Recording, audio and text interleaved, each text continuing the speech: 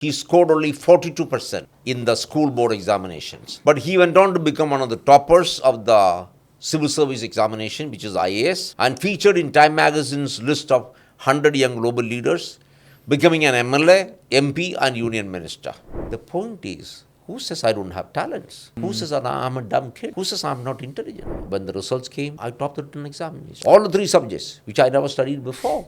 Finally, when the results came, I was 8th in the IAS. This is the only district in the Nidhi Ayog's list of zero poverty districts in the country. Only district. If government officials and politicians are willing to listen to people, they have solutions. When we made a list, we found about 10% of land was encroached. And who are in the top 10 were all politicians. You want to know which political party? Please. Yeah, he was the Congress president of Delhi. He was a former union minister.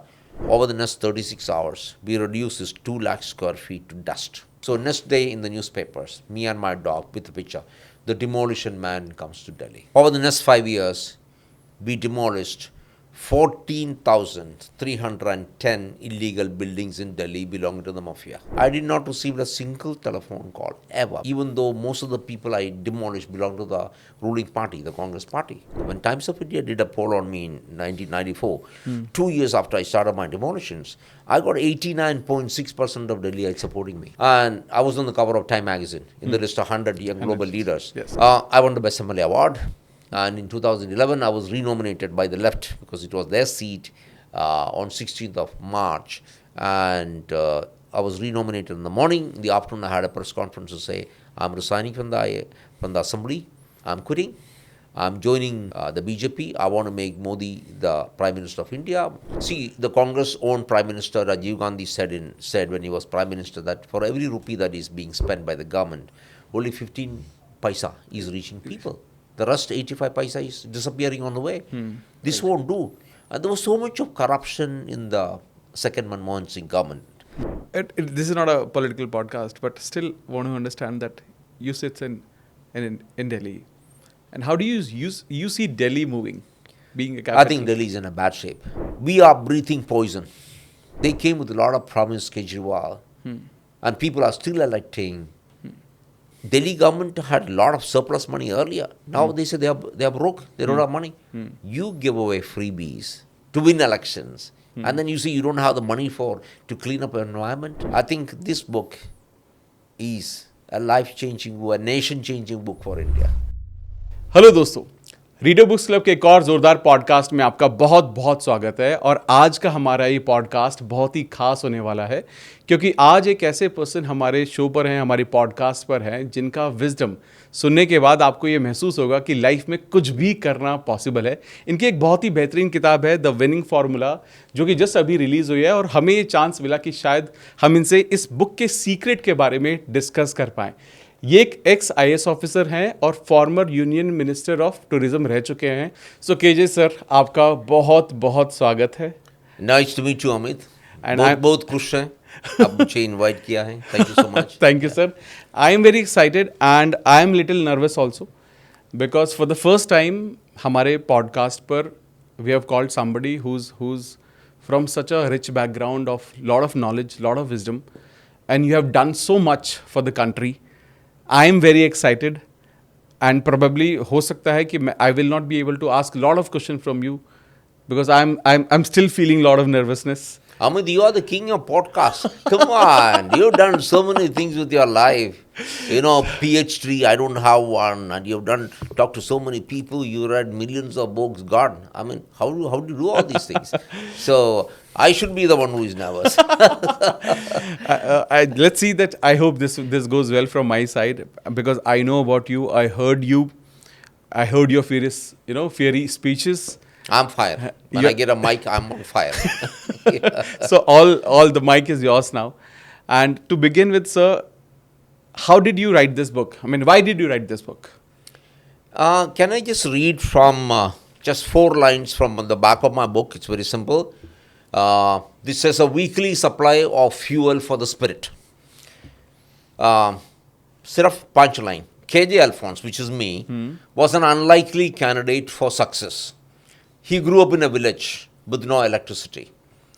Although the son of a school teacher, he scored only 42% in the school board examinations. But he went on to become one of the toppers of the civil service examination, which is IAS, and featured in Time magazine's list of 100 young global leaders, becoming an MLA, MP, and union minister. The winning formula thus is an illustration of what motivation and faith in oneself can accomplish. Along with anecdotes from his life, which are 13 only out of 52, he narrates 52 stories, each about a person who's achieved the extraordinary in their own way. So, Amitt, the intention is very simple. This is to tell people you can do much bigger things than me if you want to do it. I've been in the IAS for 27 years, and I won the best district collector award in the best district in the country.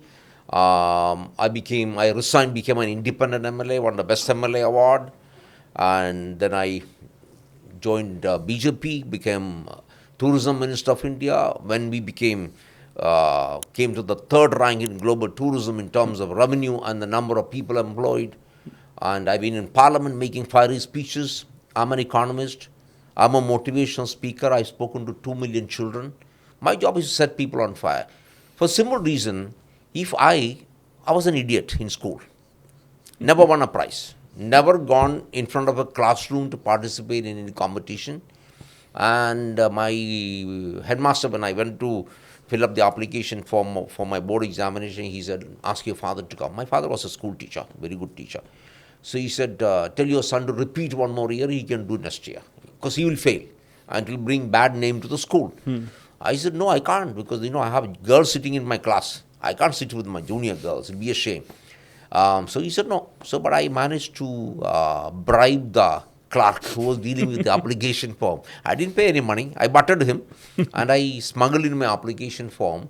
And when the results came, the biggest miracle in my life happened. I got 42%. I passed. But when I got 42%, even when children get 499 out of 500, their mothers will ask, where is 1 mark gone? But in my family, when I got 42%, there was big celebrations. Because they said, this guy will never get through. And I passed. And big celebrations in my house. So then, what happened to us? I sat by the river. We live in a farmhouse in the village of Kerala, 5 acres. And we used to cultivate everything in my house, in our land, except for rice. So there was a river flowing through, and I was sitting by the river and fishing. I was good at fishing. And then I thought, everybody calls me an idiot. And he says, this guy has no talent. So sitting there, one day I decided, soon after I passed school, saying that I'm intelligent and I have talents. I've just decided. I said, it's not my parents, it's not my friends, not my teachers, not my neighbors who will decide whether I'm intelligent or not. I'm intelligent. That was a turning point. From that moment, I was on top. Wow. No, but it was a big struggle. Like I studied in the Malayalam medium school. There was no electricity in the village, so studied under the kerosene lamp. I could not write one sentence in the English language when I passed school. So I said, if I want to make a difference in the world, and I said, I'm going to make a difference to the world, I have to learn English, and I need to speak proper English. So I took the dictionary, became my best friend.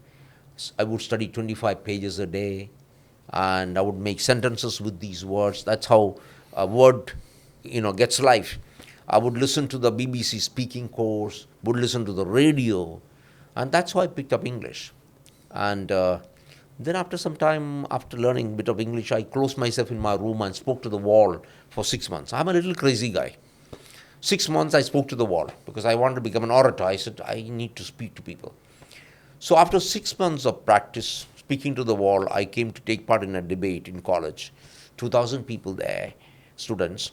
And from the moment I started speaking, they started howling because I was so good. Then they started throwing paper at me. I didn't stop. Then they started throwing books at me. I didn't stop. When I finished my speech, there were 250 shoes on the stage. I could have started a shoe store. I didn't give up. I said, no, I must become an orator because I need to communicate. I have things to tell people. I went back to my room, practice. I asked my friends, will you help me? They said, no, shoes. They were all scared of shoes, getting shoes thrown at them. So I practiced myself. After many months, I went back to take part in a debate. For a long time, I didn't get any prize. I mean, no shoes thrown at me. I didn't get any prize. Then I started getting small little prize. And, eventually, you know what happened? I became the best national debater for 3 years. Wow. The point is, who says I don't have talents? Who says that I'm a dumb kid? Who says I'm not intelligent? And to be a national debater, you have to know everything. Because to be a debater, you have to know politics, economic, history, everything, stories. So I used to read tons and tons. From the age of 15 to age of 20, I've read so much. When people were sleeping, I was reading. But I was into everything. I was into sports. I played basketball. And I was into college dramatics. I was in the choir. Plus, I read a lot. When people were sleeping, I would read a lot. So it was a lot of effort. So if anybody thinks, oh, Alphons, became very proficient in English, he could learn to speak English, I could become a debater, national debater. No, it doesn't come easy. It comes a hard way. But I could do it. But if I could do it, Amiett, anybody can do it. Yes. So all these excuses, oh, I come from a village and, I don't come from a rich background, so I can't do it. I think all this is absolute bullshit, I understand it because when I was as a student, I scored 46%. Oh, really? Oh, my God. So I won't be saying that your story and my story is same because you have done so much So you for got the country. 4% more than mine. Okay. But later when I actually started realizing that how important is to read, I mean, I have got a big library. I've got more than 2,000 books with me. I've read over 800 books now because of, that's my work also. I love that also.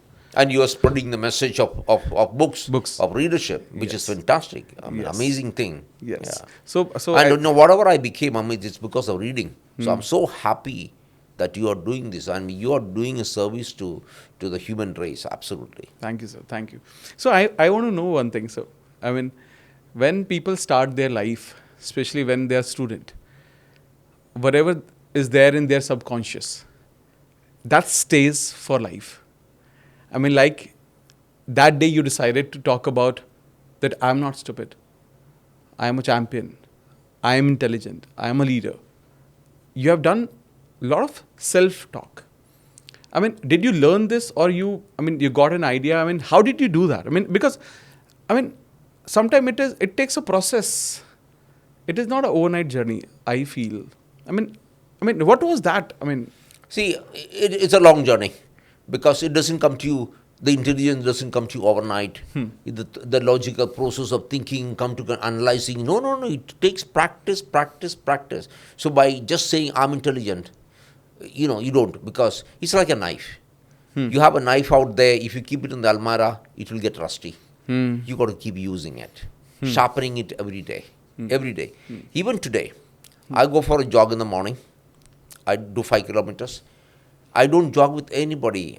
Because I used to live next to the Lodi Garden in Delhi. My bungalow when I was a minister was into Lodi Garden.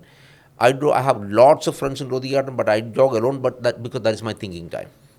That is when I get wild ideas in my head, and I don't throw away any wild idea, saying it's impractical. I think and give roots to the wild ideas. So this is what happened from the time I decided I'm intelligent. Then I started thinking. I said, why should I be an idiot? So I started thinking. And most of my ideas came from reading. Then I started reading. Get me? Listening to the news.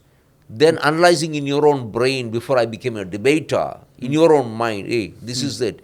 What are the reasons? Why is it this way? Why can't it be this way? I became a questioning person because I always been a bit of a rebel actually. And in the IAS, of course, I was a perpetual rebel.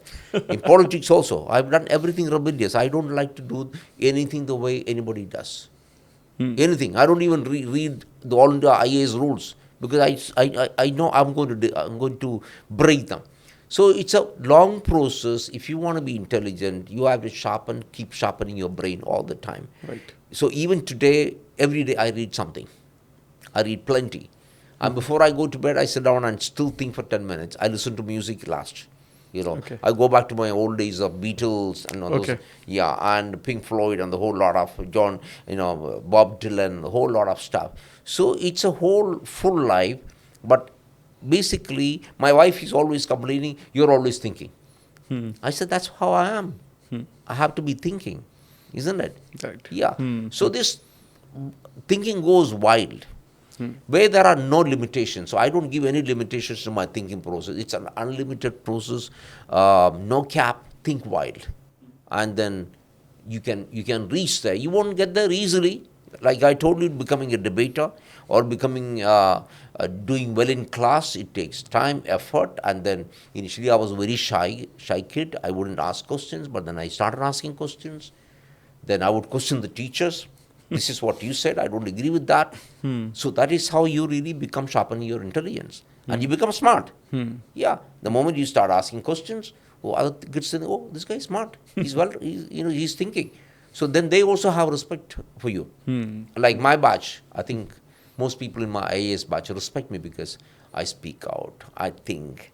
I come out with rational things, but I also give my heart to people. Like fundamentally, I'm a pretty emotional person. Even though you will know that I'm known to be an extremely tough administrator, demolishing, carrying a gun, Yes. telling people I blow your brain. But fundamentally, I'm a very emotional person. I like to be close to people. I believe in this entire thing of goodness. Ultimately, I believe Great. that I want to be known as a good person, in spite of, I was on the cover of Time magazine, the list of global leaders. Yes. But ultimately, none of that matters to me. Not my newspaper reports, tons of them. Ultimately, I want to be known as a good person, people whom I have loved, I've helped. That's what I want to do with my life.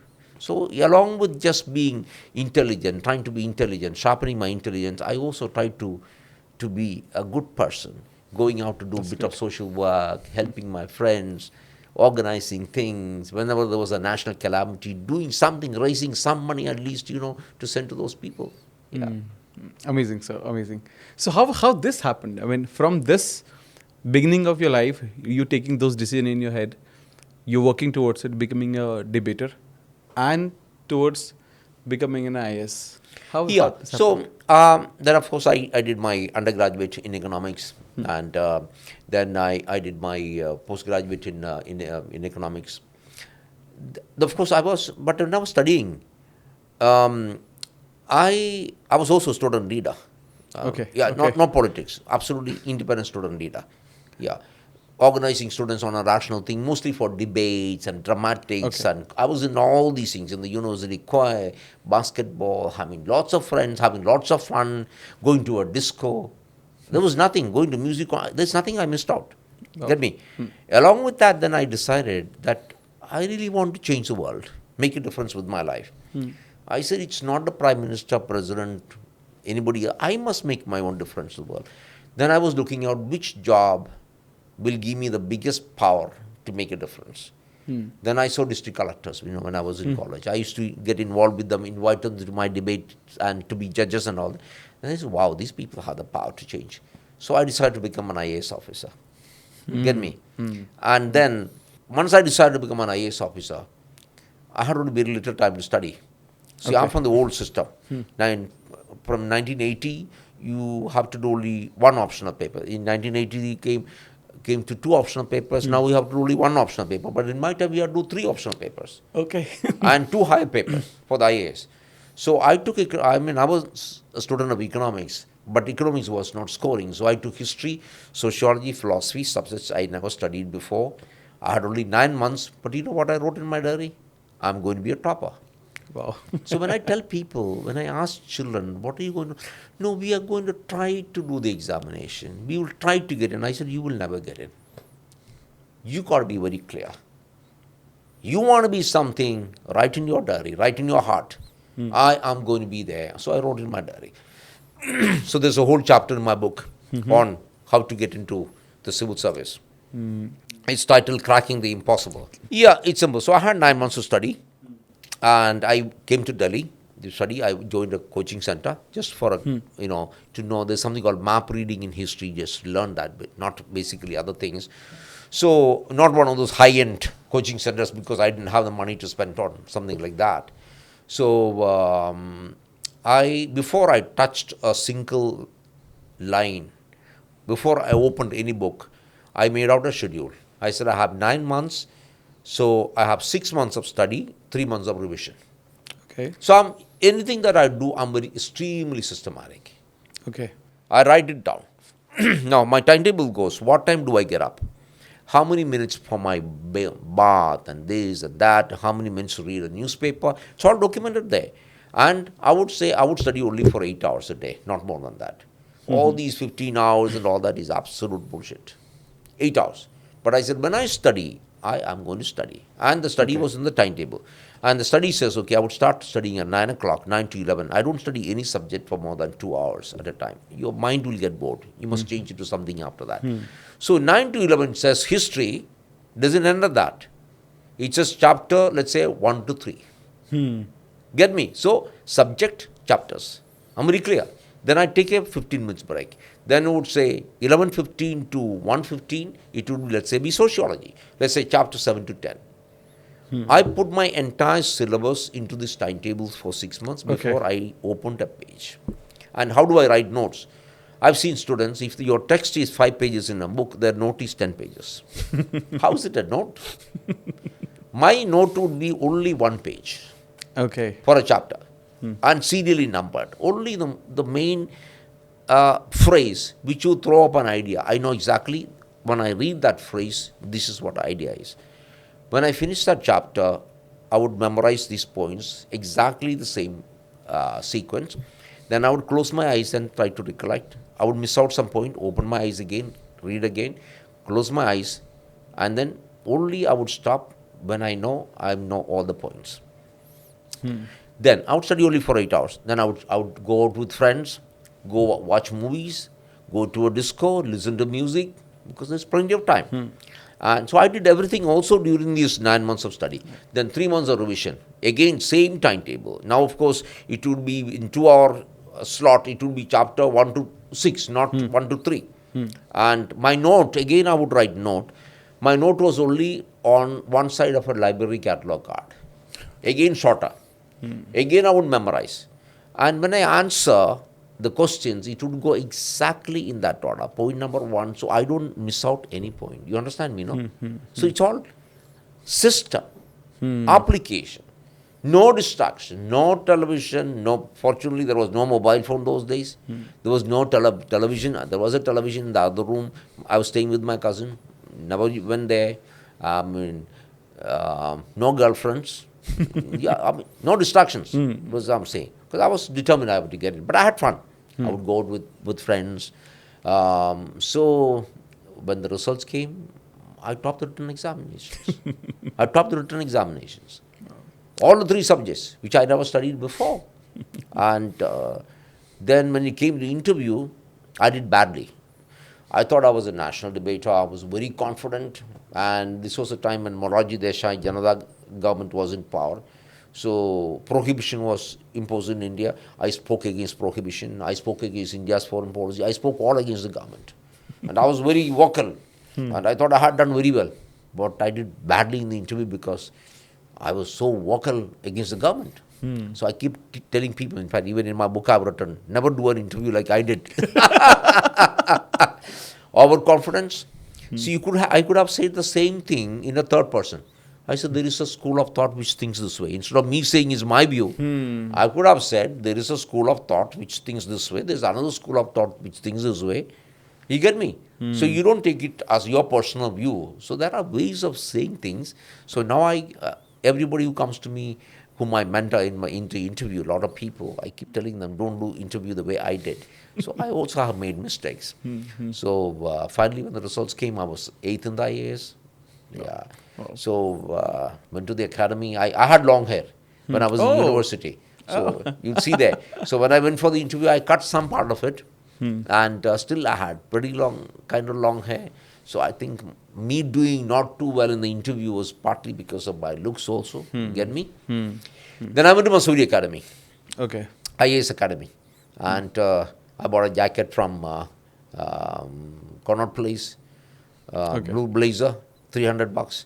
That's the only blue blazer I have. Even today, I use it. Yesterday, I was wearing it. Okay. 46 years. The only blue blazer I have. The blazer you were wearing in your last speech? The inauguration at my book launch. Yeah, that was Okay. that was it's still very good.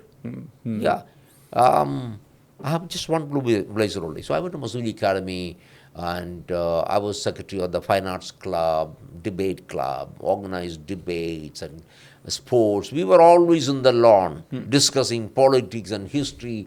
We developed great camaraderie, and we were all rebels. And every day we went to a disco. We converted one of the restaurants into a disco. We would come back in the morning, towards morning, and we never missed a class. But I missed PT, the physical training early morning. That time I would go for a jog.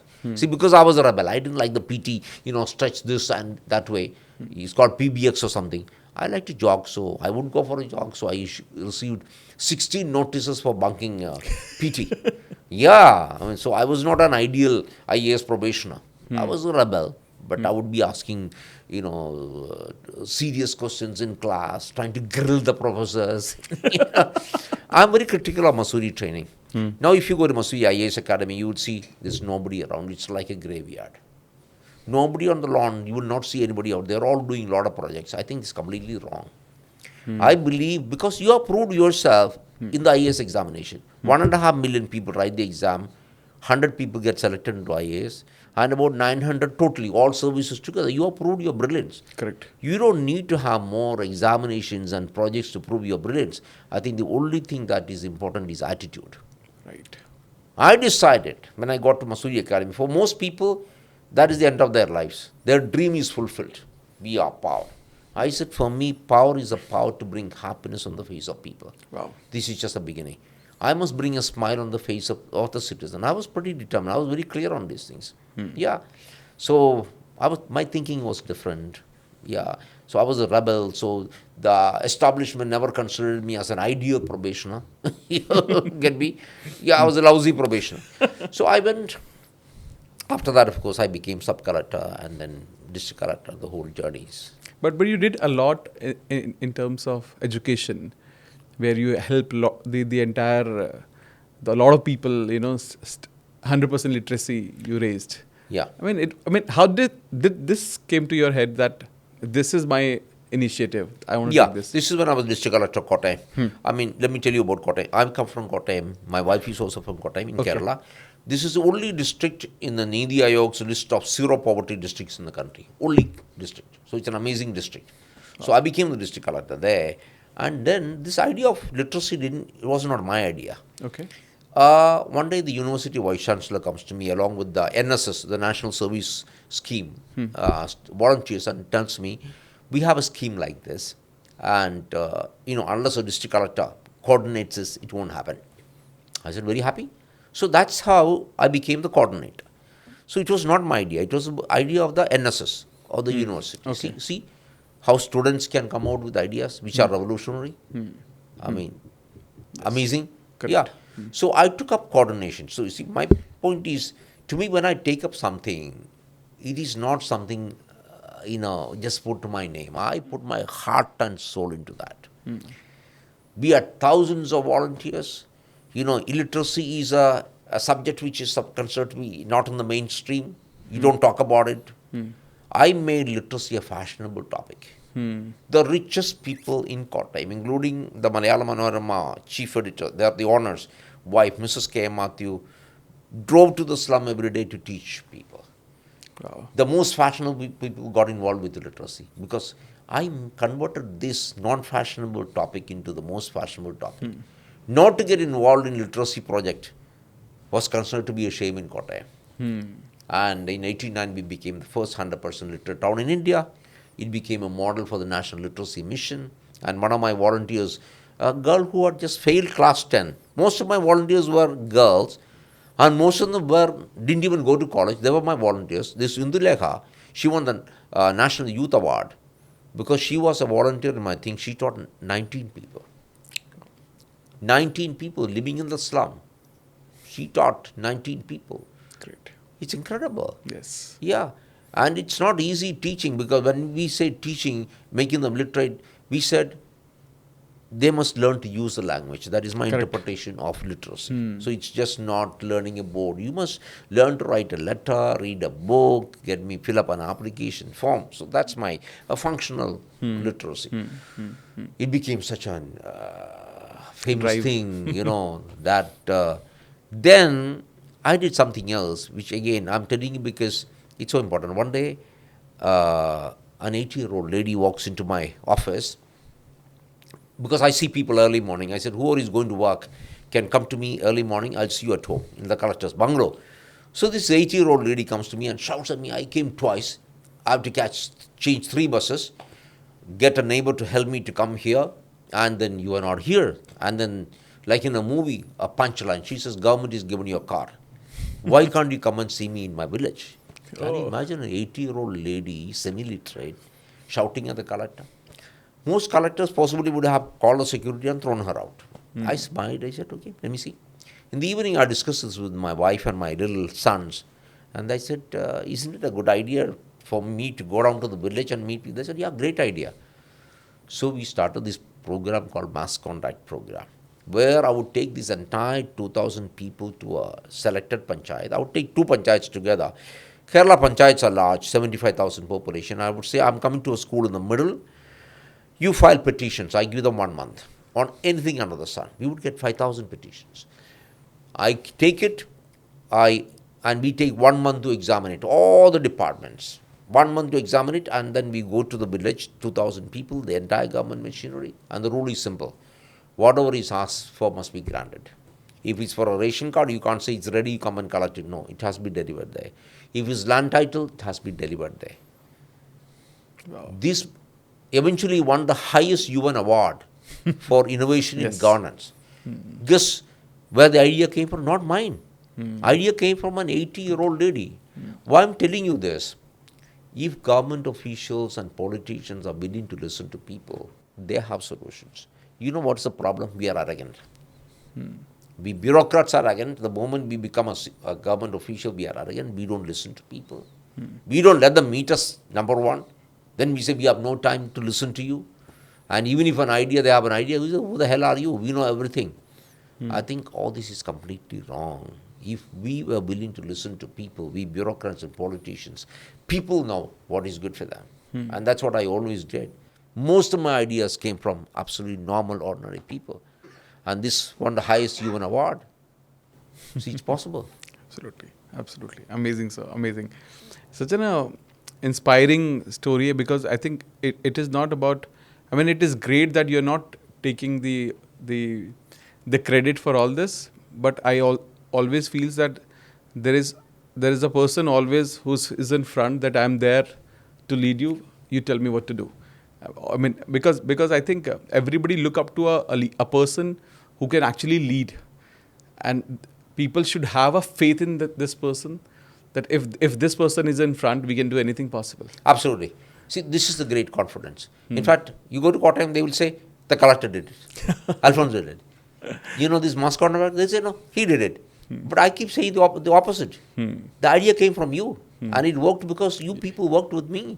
How would the Kottayam literacy program or even the mass conduct program possible if people were not cooperating with me? If my officers, my staff were not cooperating with me, my NSS volunteers were not working with me, I would have been zero. So I think we should always give credit to people who work with us. Yeah. Nice, sir. So how, and then, you worked so well, and then this thing happened, you moved to politics. No, that's much later. Okay. Then after being district collector, I came to Delhi as Commissioner of Delhi Development Authority. Yeah. Demolition man of Delhi. Why I came to Delhi was, I wrote the dissenting note on the famous import of palm oil by Kerala government. The Chief Minister and 8 IAS officers are accused in that criminal case. It's still going on. Okay. I wrote the dissenting note. I said no. And so I was sent off to Delhi, which is never done. Unless an IAS officer gives his willingness to come to Delhi on deputation, you are never sent to Delhi. But I was the first IAS officer in history to be sent off, exiled. So in my autobiography, which was published by Penguin in 1996, Making a Difference. Okay. So the chapter is titled Exiled. Okay. So I come to Delhi as commissioner. I'm the first South Indian commissioner, so everybody calls us Madrasi has come. इसको क्या कर सकता है? कुछ नहीं कर सकता है.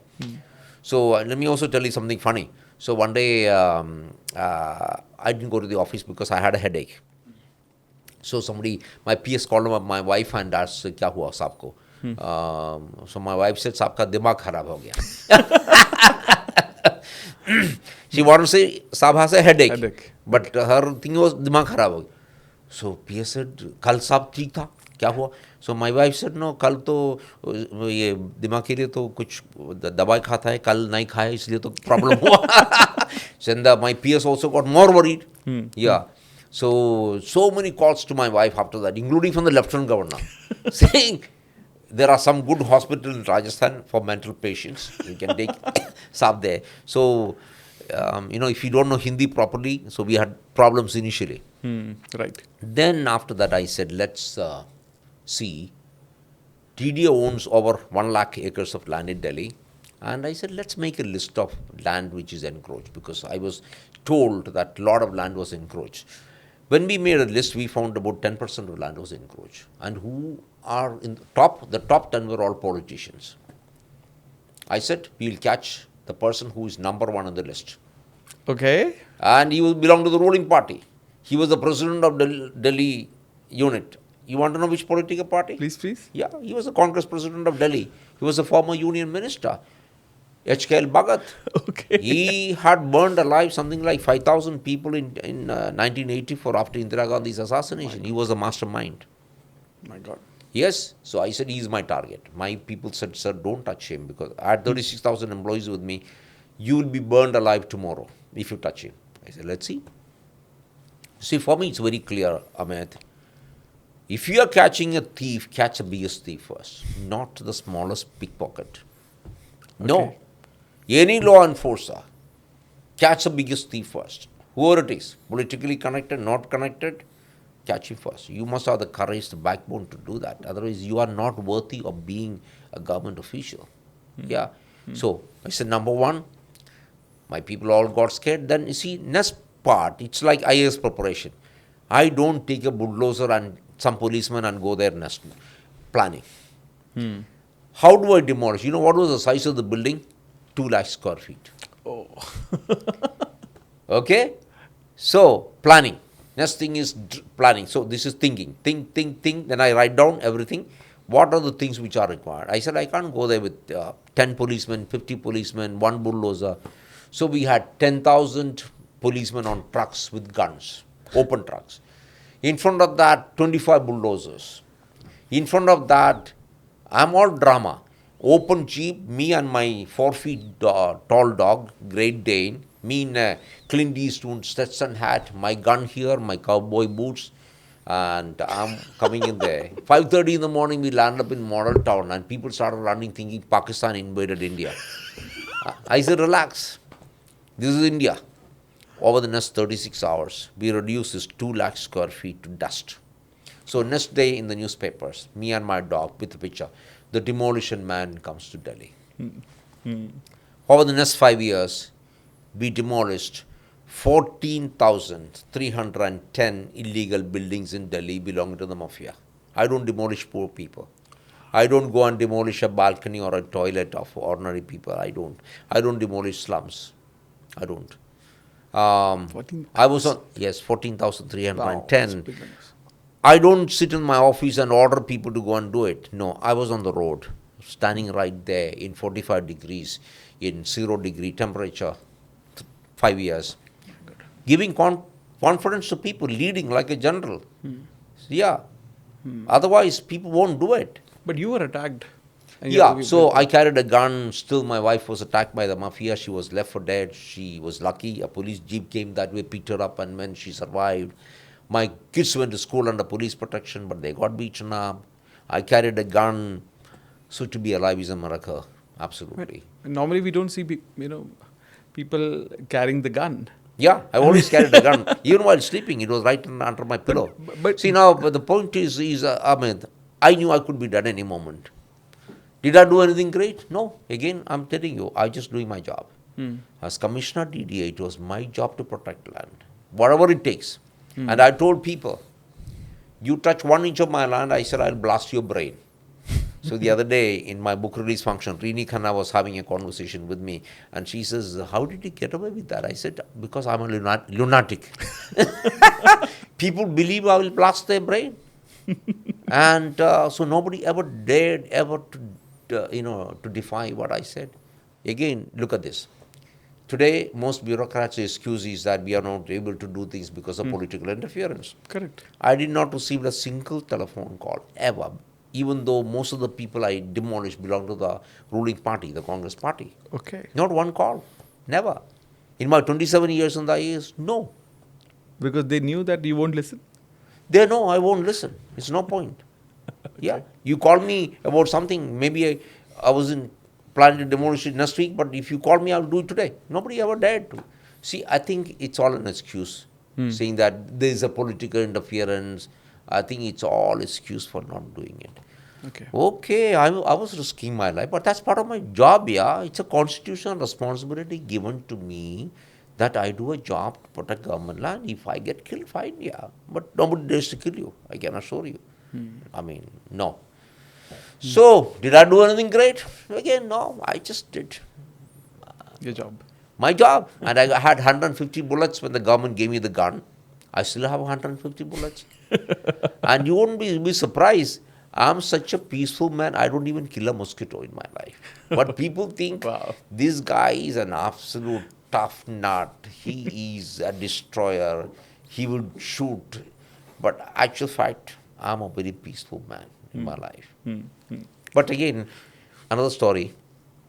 So Commission on DDA after that. So in 1994, see, if you do demolitions, people think it's a very unpopular thing to do. When Times of India did a poll on me in 1994, 2 years after I started my demolitions, I got 89.6% of Delhiites supporting me. Imagine a Madrasi who doesn't even speak much of Hindi. My Hindi is, मेरा हिंदी तो बहुत खराब है, but लेकिन तो, you know, मुझे support किया. 89.6% of Delhi supported me. Wow. Yeah. And I was on the cover of Time magazine in the list of 100 young global leaders. Yes. Two of us from India. India's richest man now and me, maybe the poorest man, you don't know. And of course we had Steve Jobs, Bill Gates, Jeffrey Sachs all on this list. And I was in that list, imagine.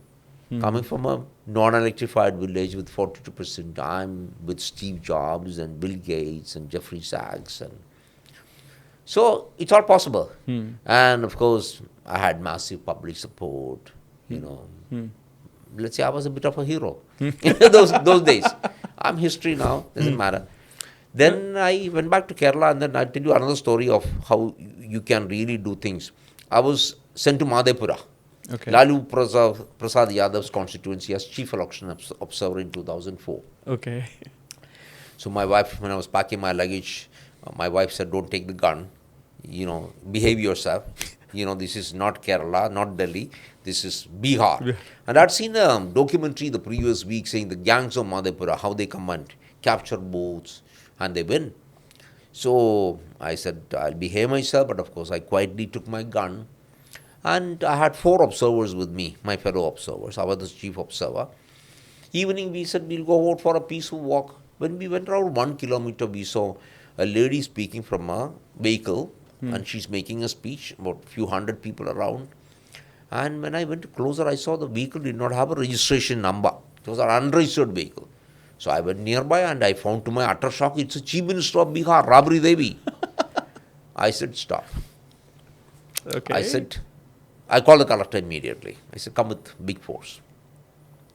Collector and SP came immediately, and I said, take the vehicle into custody. It's not a registered vehicle. You can't have an election campaign from a non-registered vehicle. And she said, I won't leave. I won't get out of the car. We said, okay, you keep sitting. We towed the vehicle. We took it to the police station, SP's office. Towed it. She was sitting there. And a whole lot of followers followed, but she told people, don't create any trouble. Otherwise, we could have been killed. Correct. I mean, we were just 4 of us, some policemen, hundreds of people. But she said, don't do anything. So, took to the police station. After 2 hours, she left.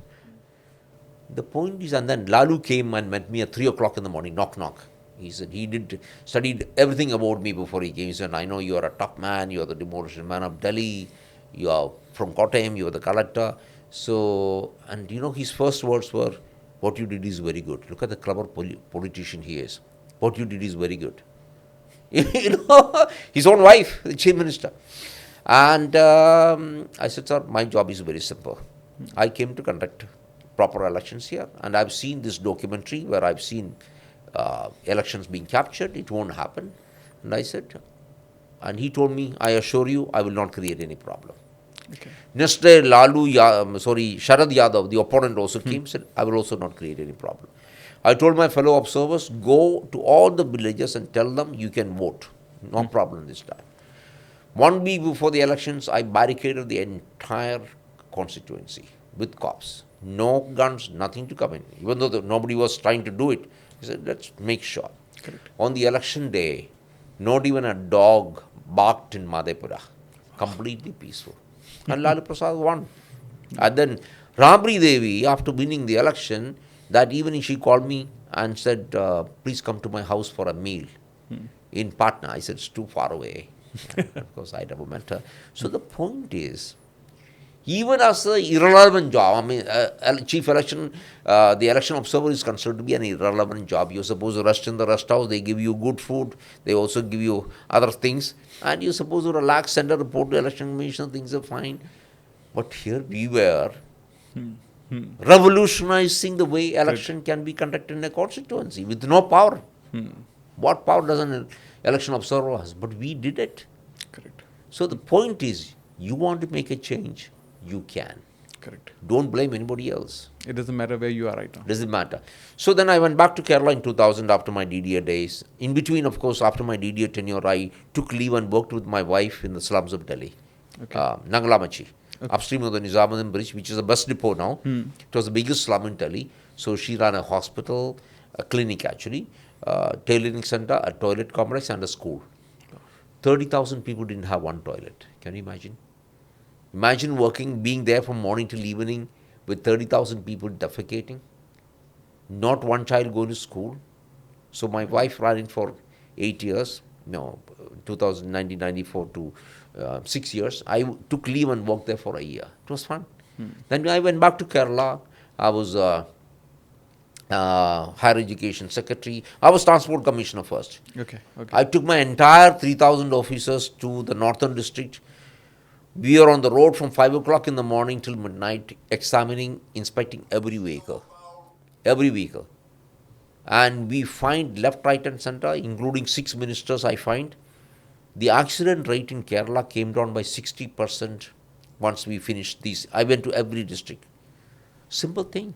So no point writing notes, be there. Yeah, field man. And I brought down the accident rate. Can any other commissioner do it? Of course they can do it. And later a commissioner called Rishraj Singh from Rajasthan, IPS guy, he came. He was amazing, fantastic. He did a better job than I did. I mean, he's kind of worshipped in Kerala. Imagine a Rajasthani guy, IPS officer. And he became DGP later. There's a chapter on him in my book. Okay. You can come to that later. Okay. Why? So then I became Commissioner for Entrance Examination, Higher Education Secretary. Let me just give you one incident. I was Commissioner for Engineering, Medical students to get into medical college, engineering colleges. Generally, it takes 3 months to declare the result after the examination. I went to the office, only 24 people. I didn't change anybody. In fact, I sent one person back. Same computer, same scanners. You know how many days we took to declare the result instead of 3 months? 7 days. This is the power of a dream, which you are doing. What did I bring to that office? I brought a dream. I shared that dream with my 24 people. And my dream became a collective dream. And we just did it. Why should things be delayed in government? What can be done in 1 day, we don't do it in 1 year. This is what I'm saying. Exactly same system, same computer, same scanner, same people, we can still do it. With 1 person less, we brought it out. 6 newspapers wrote editorial saying entrance commissioner's office gets first rank. Then it comes to postgraduate medical exam, entrance exam. I conducted the exam on a day and the results were declared the next day.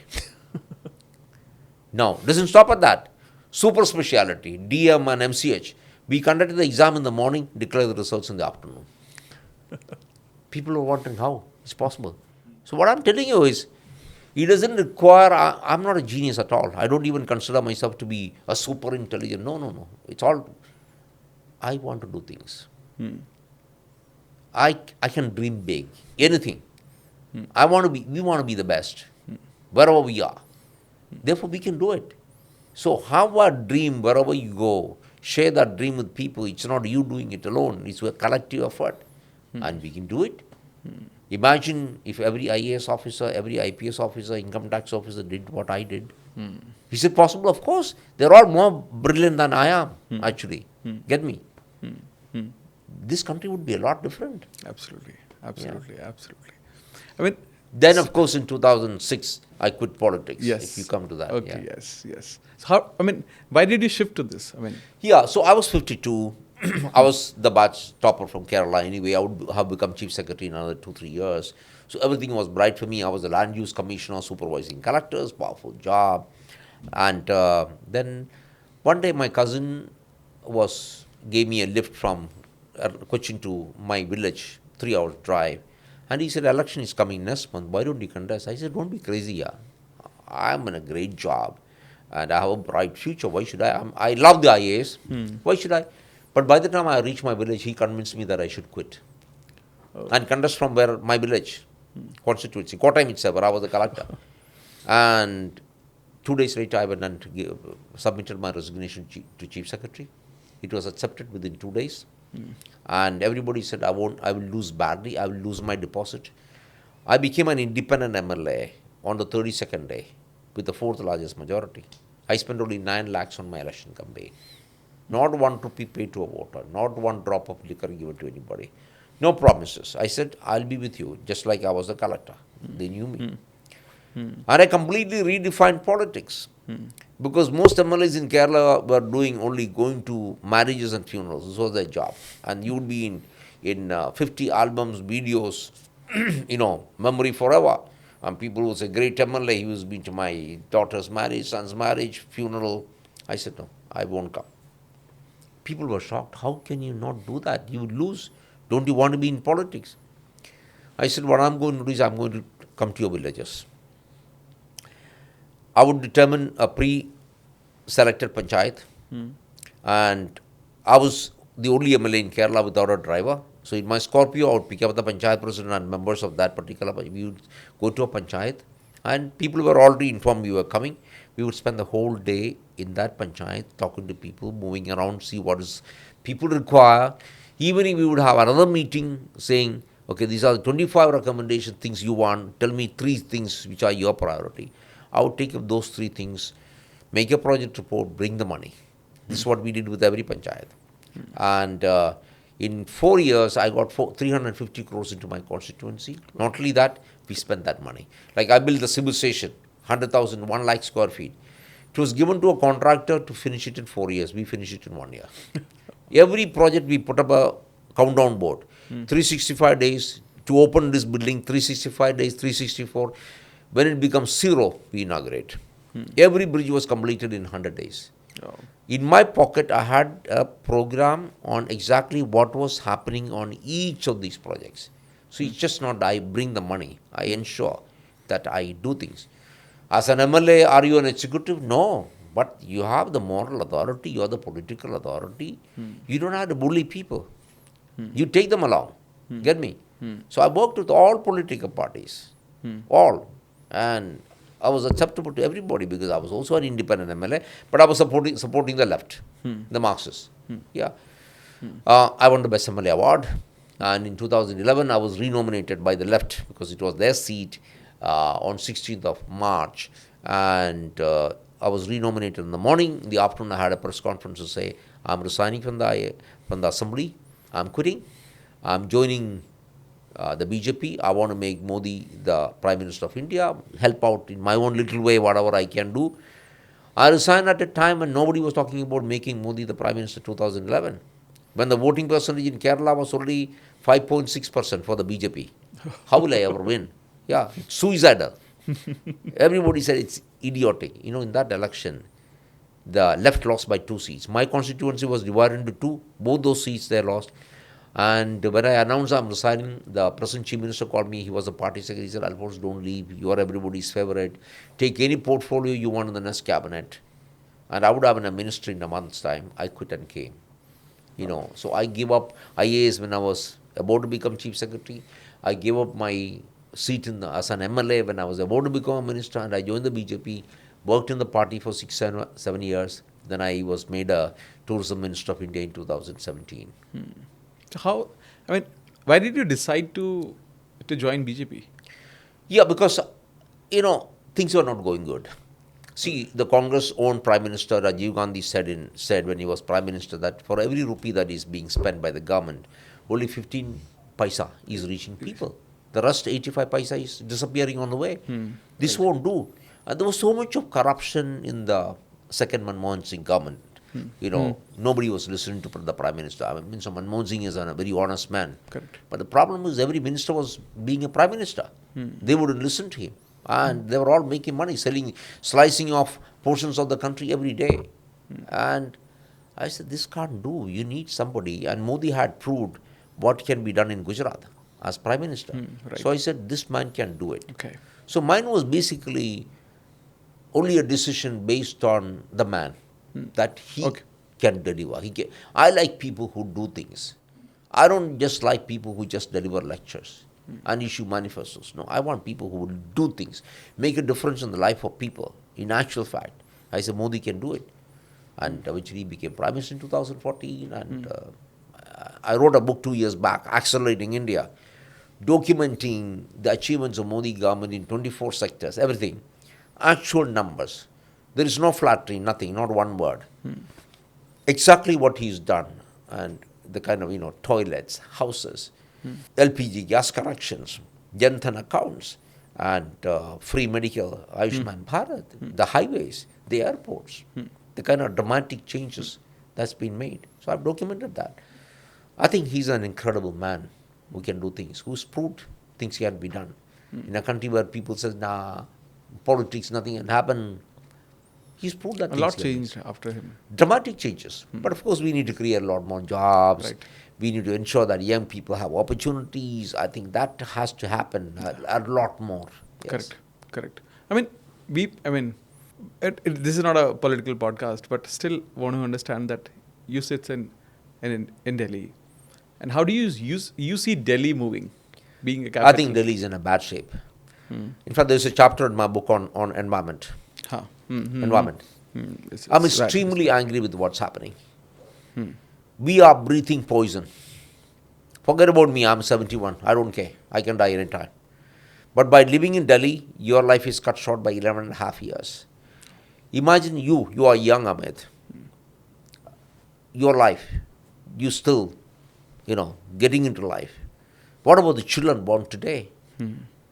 You are pumping in absolute poison into your lungs and you will die of cancer. Who is responsible? See, environment is a subject which Delhi government has a full authority to take action.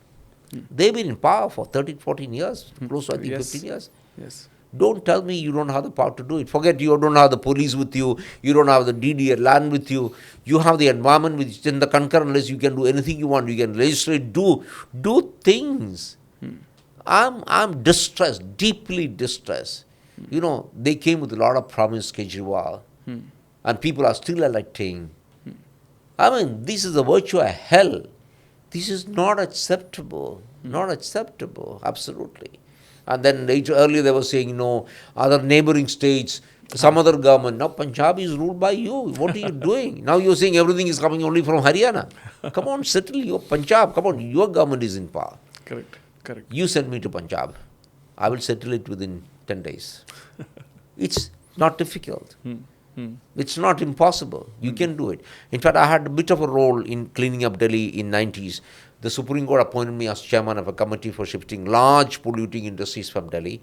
Okay. So I submitted my report, and Justice Kuldeep Singh wanted me to appear in the court and present the report myself. I argued for 3 hours, and he said, shift it immediately. So all the large polluting industries were shifted out. CNG was introduced into public transport, taxis and buses. So by 2000, Delhi was a lot cleaner. But now again, it's become so much worse. I think Delhi government, Kejriwal, has to take the responsibility. No excuses, Mr. Kejriwal. See, I hate people who just talk. I'm an action man. And people have given you, God has given you the power, authority to do things, Delhi. man. And just don't talk, don't get away bullshitting. I'm sorry using the word, but that's what they're doing. Yeah. Blaming other states. Earlier it Other was people. Punjab. And now you go on the road, you see spray being, water being sprayed. Come on, you spraying that, what you're spending crores of rupees on that, you're just eating away that money to with contractor. What good is it going to do you? You can't put poison into the air. You have to stop this. Then you can't take it back. You put up some smoke towers. Stupidity. That will only clean up something which is 100 feet, 100 meters. Delhi is a vast area. Doesn't help. You spend enormous amount of money. Now he says he wants to have artificial rain. Come on. It's crazy. Then they say they will have no money. Of course. Now they say, now Delhi government had a lot of surplus money earlier. Now they say they are broke. They don't have money. You give away freebies to win elections. And then you say you don't have the money to clean up environment, to make sure that there is no environmental pollution. See, to me, it's not acceptable. See, I'm not talking politics. I'm not. I support anything by any party which is positive. Yeah. But if they don't do things, it's not acceptable. See, we are killing our children. Forget about me. We're killing our children. They will die of cancer. It is sad. I born and brought up in Delhi, and I never saw anything like this before. Yeah, we never seen it. And Yeah. and it is, to my surprise, I felt it, that how can you be not capable enough to handle it? I mean, there must be a way. I mean, there has to be a way. There are ways. You give me charge. Put me in charge. Give me power. I will do it. See, there are a lot of people, again, citizen. Let's not again leave it to the citizen. There is a chapter in my book about Payang in Assam. Okay. He's planted millions of trees, created a forest. There is a Nair from Kerala who's done big forestation in Kutch area in Gujarat. You as a citizen, can't you plant trees? Do something. Yes or no? What are you doing? I mean, sitting with a stupid mobile phone on WhatsApp and YouTube, and then watching stupid stories. I mean, I'm happy if they are watching good stories, positive stories like what you're doing. You're watching Beast. Beast has got the largest number of followers, 70 million. I'm told. Yes. What is Beast teaching our children? You tell me, what is TikTok teaching our children? And our children are all glued to that. Take responsibility. In fact, my chapter, so I'm a huge critic of the social media. Okay. Where, see, mobile phone is fantastic. It has its uses. It makes me so much more efficient. You and everybody more efficient. Correct. Today, the social media, the evil part of that, you go to homes, parents don't talk to children anymore. Children don't talk to parents anymore. Not at all. They come from school. They are on their mobile in their little room doing God knows what. They will say they are doing projects. The other day, a lady in IIC was telling me, when I was cribbing about cricket. I like cricket, but there's a chapter on cricket, on Maxwell's innings of 201. Okay. It's a chapter. Wow. So, but when you have the whole nation glued on to cricket every day, are we going to read and learn and talk? And are we just cricket? And is life just a game? I said, I'm upset with that. But then she tells me I'm extremely happy that my young son, who is only 10 years, is glued to that cricket for 3 hours and he's not watching pornography. Mother of a 10-year-old. It's crazy. See, Australia has banned social media 2 days back for young people below 16. Okay. Oh, yeah.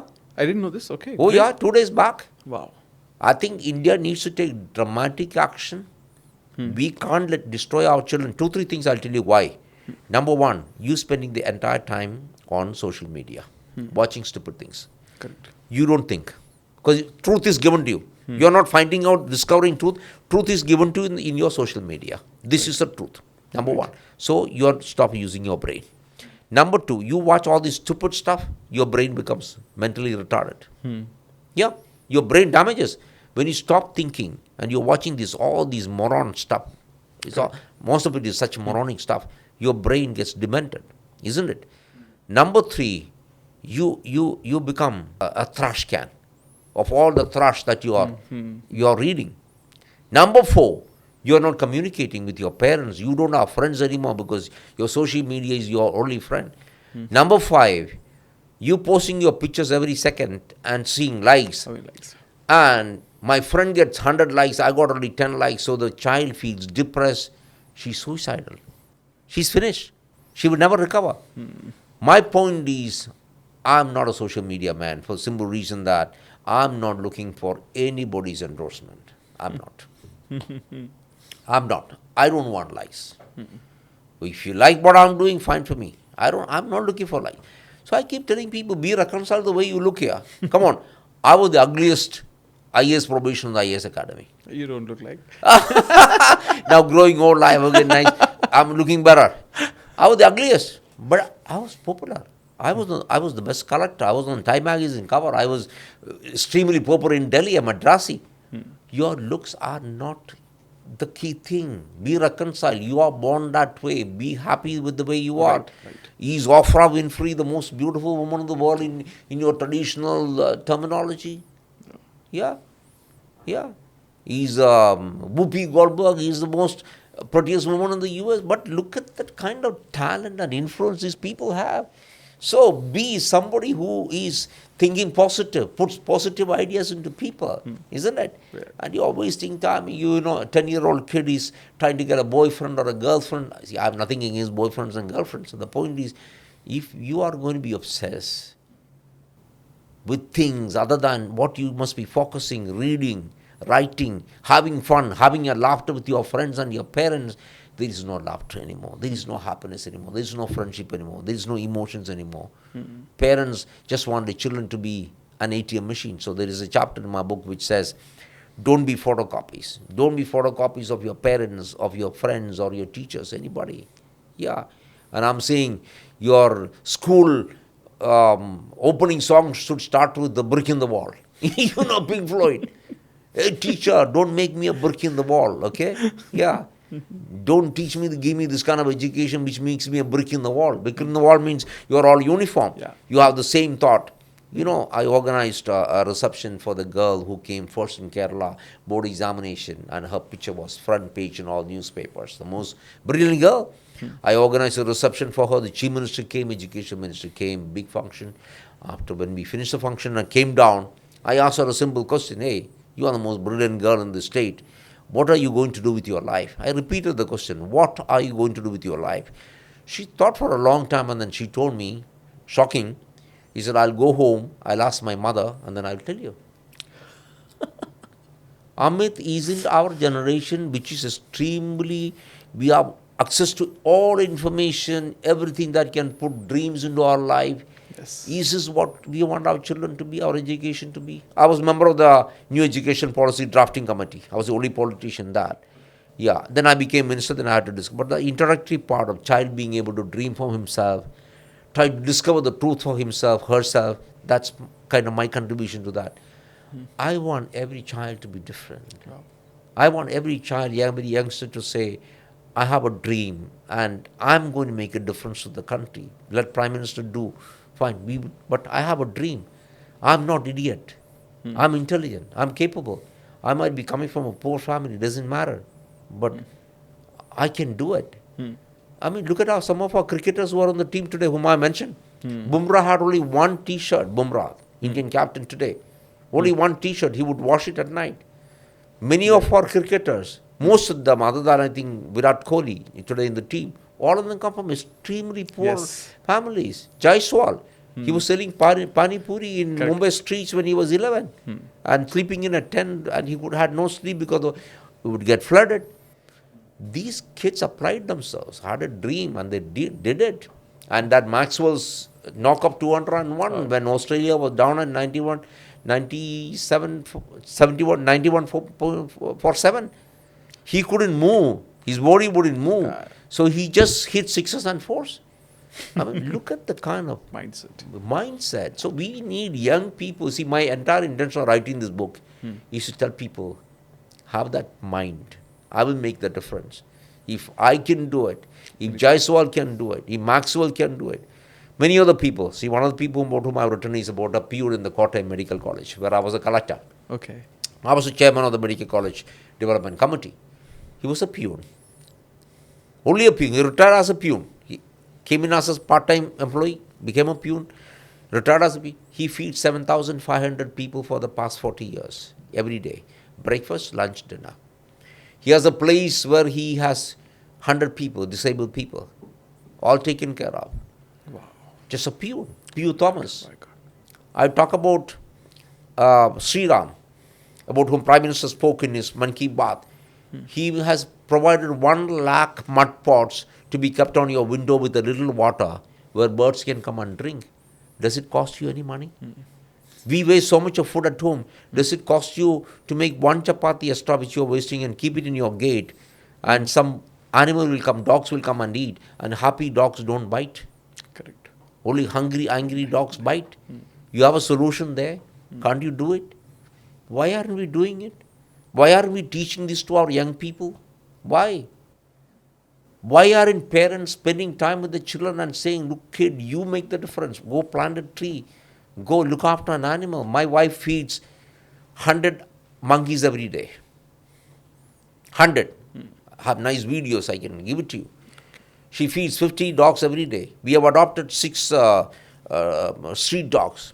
And I had a separate house only for them, because I live on the first floor. I had to vacate the second house, so I had to put them in a hostel where I pay a monthly fees, 3,000 rupees per dog. And she's doing all this. And not because I'm rich. She eats up all my IAS pension, my MLA pension, MP pension, everything. She eats away, giving it to the animals. It brings so much happiness, Amiett. The incredible happiness. You see, Indian philosophy is Vasudeva Kudumagam. Yes. Aren't we all one? Not only human beings, the animals, the air, the river, the trees, everything, isn't all part of us? Isn't the Indian philosophy? Why don't we teach this? Parents tell this to the children, and teachers tell this to the students. And friends discuss about these things instead of just discussing, beast and some stupid stuff which comes on the social media and destroying your mind and your heart and your soul. So these things we can do. My wife is not a highly educated. She's just a graduate. And I don't come from a lot of money. I don't. And after my mother died, again, India is a very uncompassionate country. See, we say Vasudeva Kudumam, but only 2% of Indians are contributing to any charity. We give money to temples, churches. Where is the money going to the poor? We don't. And America, we denounce America, the white man is useless, hopeless, selfish. 40% of Americans donate to charity, 40%. After my mother passed away because of COVID, I didn't have a memorial meeting in a hotel or a hall where I had to pay rent. I said, let's do something for my mother. We set up Mother's Meal, where we said we will provide 1 million meals to people. This was during the COVID. She died of COVID. 1 million meals we'll provide in 1 year. You know how many meals we provided? 5 million meals in 1 year. I spent most of my money on that. Happiness. I lost my mother in COVID. Oh, how old was she? I mean, she was 62. Oh my God, that is so young. My mother was 91, but still very active. You see, at any age your mother goes, It is. it's deeply distressing. But, but out of that distress, it should lead us to something positive.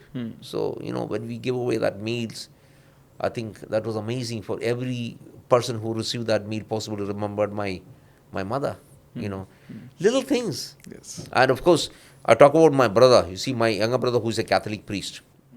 He's a brilliant track record academic. He's a Catholic priest. He's the director of the largest leprosy home in Asia, in Bangalore, Sumanahalli, for past 15 years. He's won the Best Social Work Award from the President of India. He runs 10 things at the same time.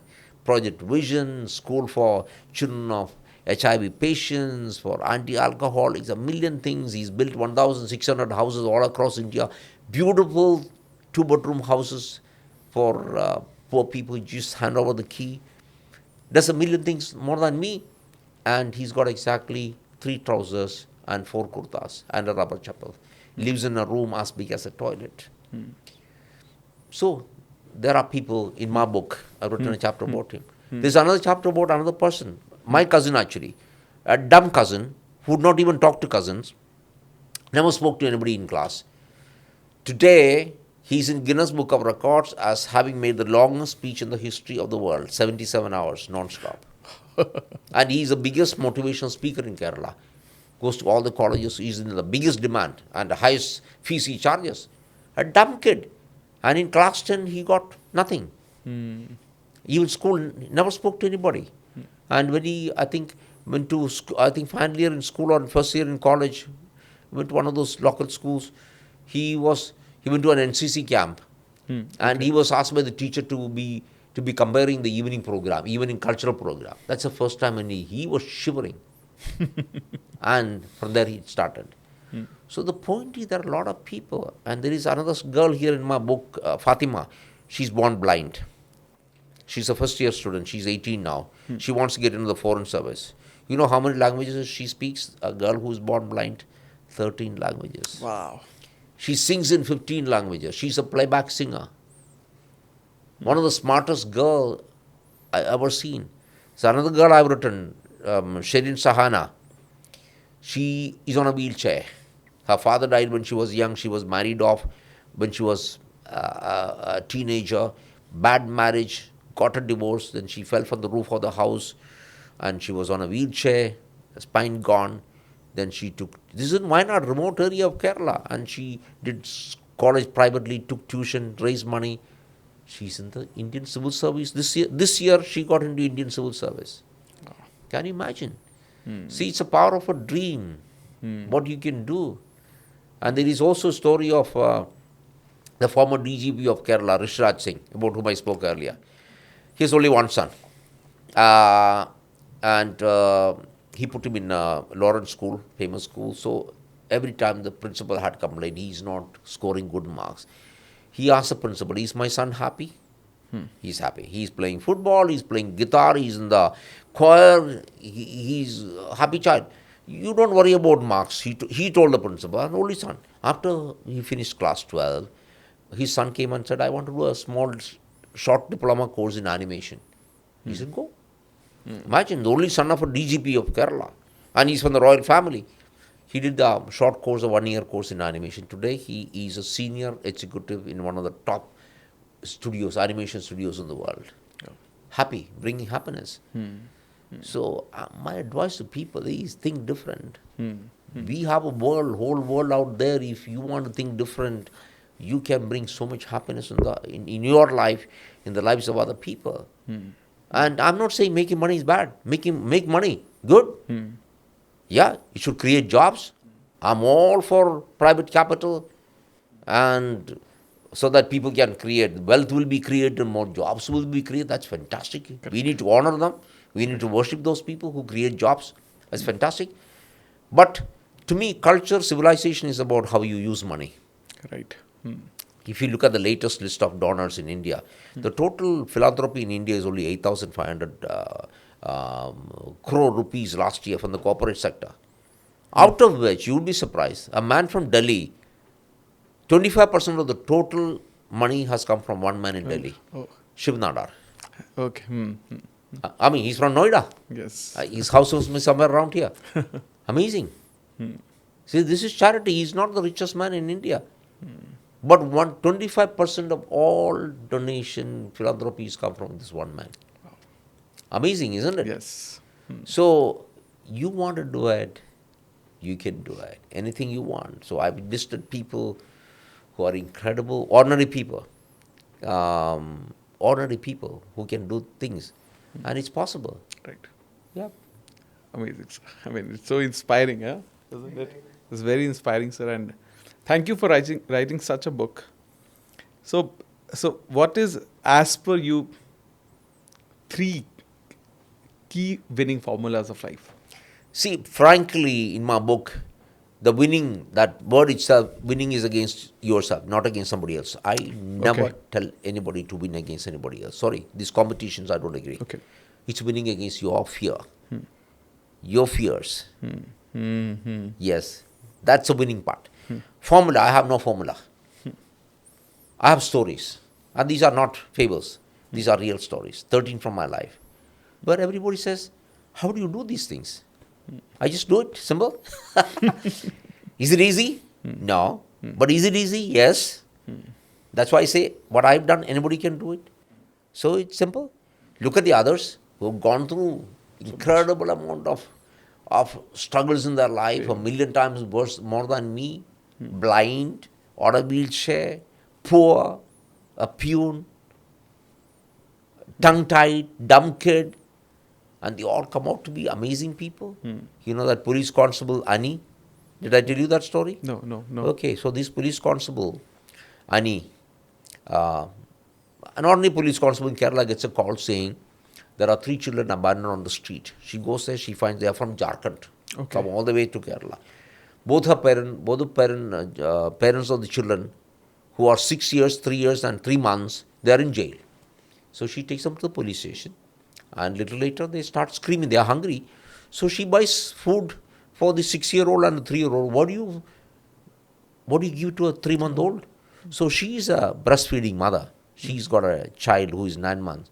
So she goes to a corner, unbuttons, feeds this kid, doesn't check which caste, which religion, where you come from. Don't you think this is Vasudeva Kudambagam? Don't you think this is heroism at its best? Yes. She will not become DGP, she will still remain a police constable. But to me, she is my biggest hero. You get me? Yes. So you can be an incredible human being. I also learned about the Kerala governor, Arif Mohammed Khan told me the other day. He met this lady. She was again a breastfeeding mother. And this little child's parents both got COVID. They were in the intensive care. So this lady, Anita Mary, she adopted this kid just for the period the parents were in the ICU. She took them home, isolated herself along with this kid in her house, breastfed that kid. Imagine you inviting COVID on yourself, breastfeeding somebody else's kid. I mean, to me, these are gods, Yes. frankly. So read this book. I mean, this is, let everybody see this title properly, yes. The Winning Formula. See, this book costs, less than the cost of a pizza.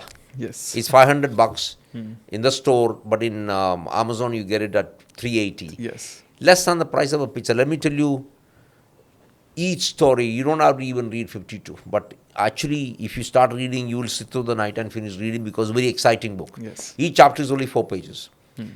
Each story will change your life forever. You will never be the same again. And India will never be the same again. Our youth will never be the same again. So my appeal is read this book. It costs so little. It's just the cost of a pizza. Make little sacrifice and recommend it to people. And I'm telling even in the book, before even your child learns to read it to your child. Yeah. Friends, talk to each other about these stories. Write essays. And debate about how each of these stories have changed your life. I think this book is a life-changing, a nation-changing book for India. Not because I'm the author. No, I'm nothing. I'm a small thing. A small little speck in this entire spectrum of the universe of the country.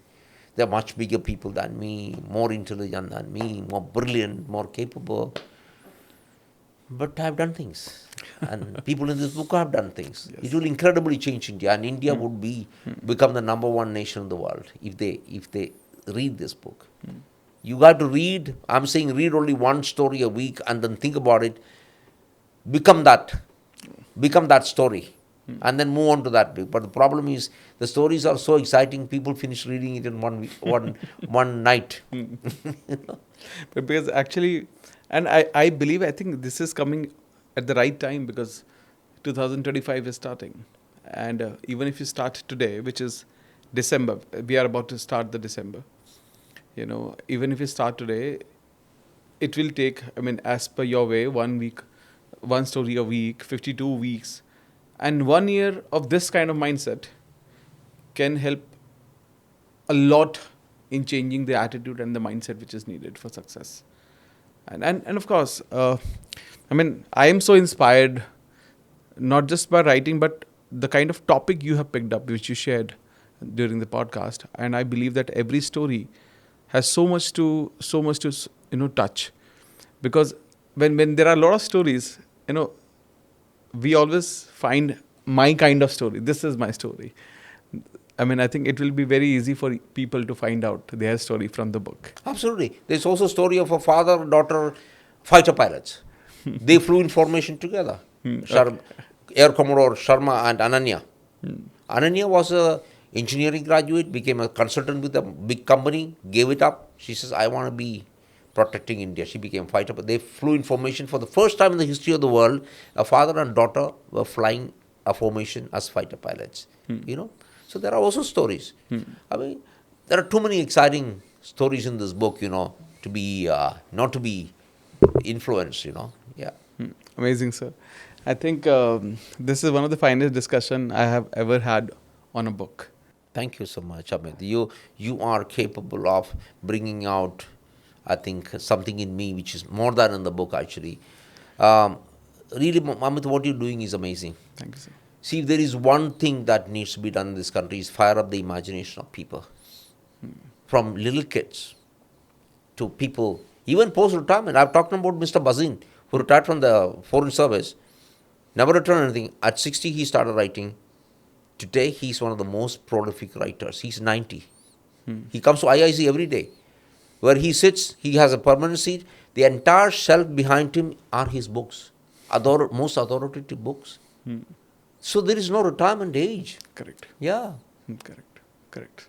So my whole objective, what you do is, through this, your podcast, is you setting the nation on fire. I think you are the biggest Vishwaguru. Absolutely amazing what you do. Thank you, sir. Thank you, sir. And I feel that when people, with your wisdom comes and write such book, I believe it adds on to a lot of people's life. I think, and I always tell people that we try and find a substitute of a book. I always suggest, try not to find a substitute of a book. Stop watching book videos. Stop watching, stop listening to the audiobooks. Buy the book. Absolutely. Experience it. I want to touch and feel a book. Yes. I don't read Kindle. I don't, even though my book I don't. I want to feel it in my hand. Then it gets into my heart easier. Correct, sir. But thank you so much, sir. It is my pleasure to host you today. And honestly, I'm sure about it. You have done your job. This is our part now. And we'll try to make sure that this reaches to millions of people. Get everybody. I don't know. You know best. I don't know how to do it. I'm not a marketing man. I can only do things and write. Please get this into every family. Absolutely, we'll do it, sir. Thank you so much, sir. And thank you so much, Amiett. It is our pleasure. Thank you so much. It was great fun chatting with you. Thank you, sir. Yeah, and thank you so much for what you do for the country. Thank you, sir. Thank you so much, sir. Thank you so much, sir. Bye.